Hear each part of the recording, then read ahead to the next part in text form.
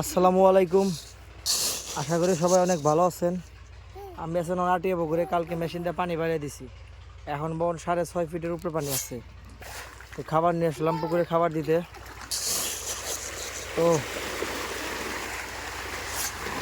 কালকে সারা রাত মেশিন চলছে। কালকে রাতে মেশিন চালিয়ে দিয়েছিলাম, আজকে সকাল 10টা পর্যন্ত মেশিন চলছে।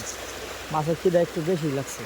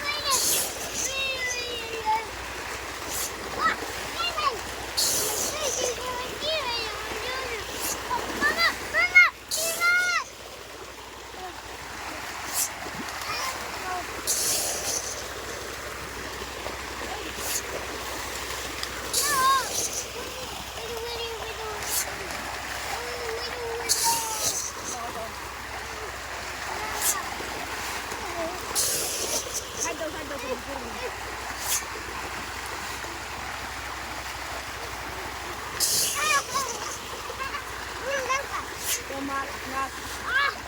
Mas, mas. Tomat.